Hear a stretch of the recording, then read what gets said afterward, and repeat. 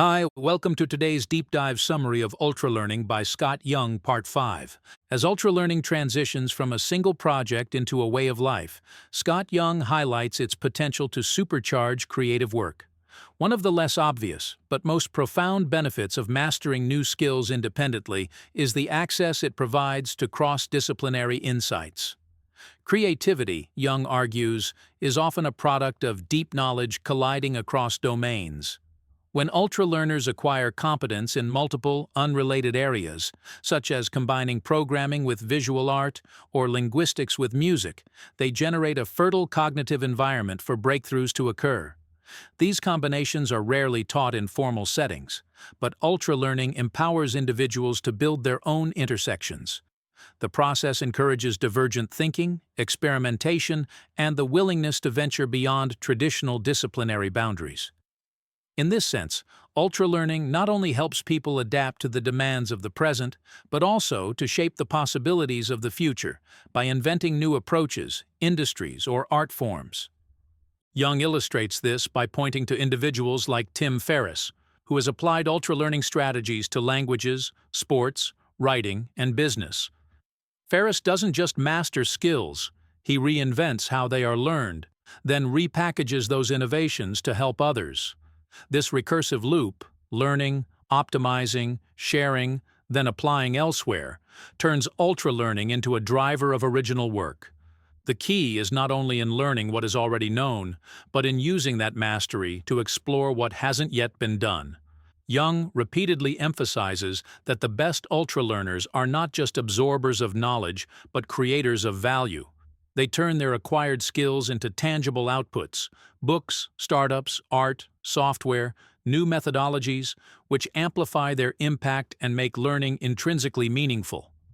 In creative fields, where innovation is often mistaken for talent, ultralearning proves that creativity can be engineered through disciplined exploration and synthesis.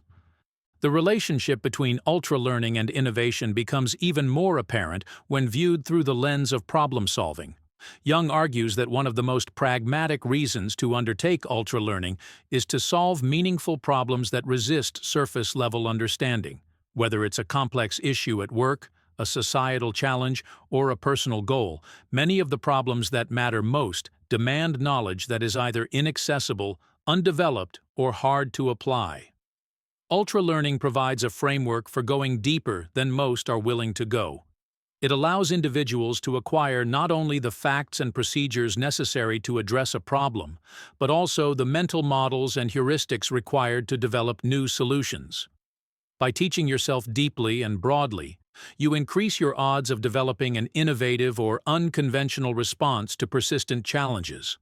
This capability becomes a superpower in industries undergoing disruption, or in entrepreneurial ventures that rely on unique perspectives and original thinking. In emphasizing lifelong ultralearning, Young is careful to distinguish it from mere hustle culture or obsessive productivity. True ultralearning is sustainable, meaningful, and often joyful. While intense and deliberate, it respects the need for rest, reflection, and flexibility. It's not about burning out in pursuit of endless goals, but about designing a life of constant personal growth. For this to work, ultralearning must be integrated into one's broader value system. That means learning becomes not just something you do when needed, but something you live by. It's no longer project-based, it becomes process-based. A mindset of curiosity, self-efficacy, and long-term adaptability replaces the reactive approach to education most people adopt. Ultralearners don't wait until they have to learn. They prepare in advance by developing a breadth of knowledge and depth of understanding that gives them resilience in the face of change. Young underscores this point by returning to the principle of feedback and evolution. Lifelong ultralearners constantly refine how they learn. They build self-awareness around what strategies work best for them. Some may find they thrive with immersion and time blocking. Others may need accountability systems or social reinforcement. Some optimize around visual learning, while others develop audio-based methods. Over time, ultralearners create a personal operating system for knowledge acquisition. They track what produces the best outcomes and adapt accordingly.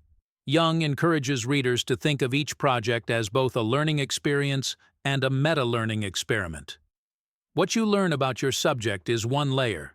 What you learn about yourself as a learner is another.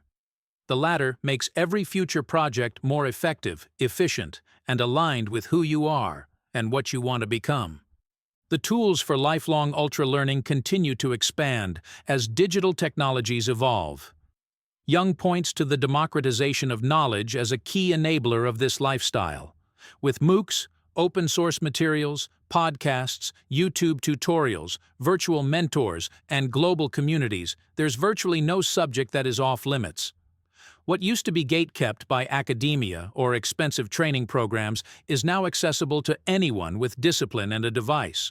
However, the paradox is that more access does not equal more mastery. In fact, it often leads to more distraction, scattered focus, and shallow knowledge. Ultra-learning thrives in this environment not by indulging the abundance but by filtering it rigorously. The ultra-learner curates resources instead of consuming indiscriminately. They build a coherent curriculum out of fragmented materials.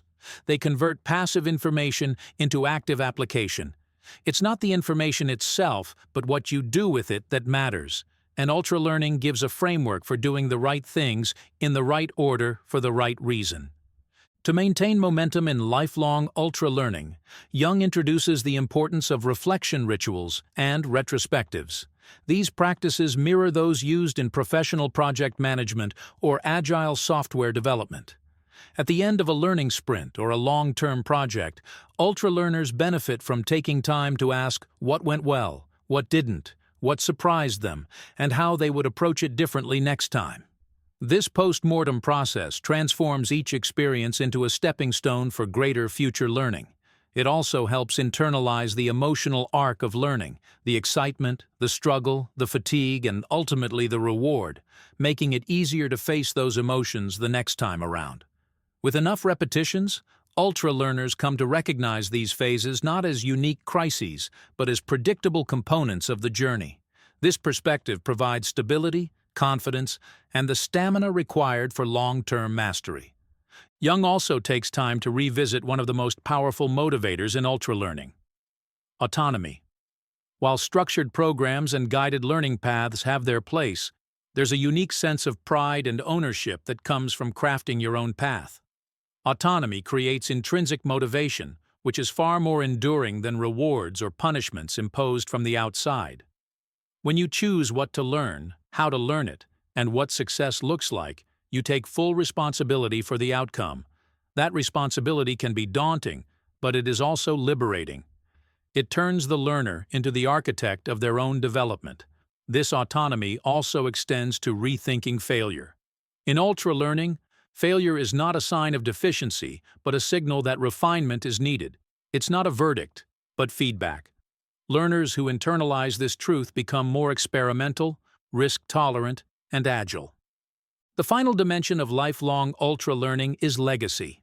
While the book doesn't frame it explicitly in moral or existential terms, Young implies that the most meaningful use of one's learning is in service to others.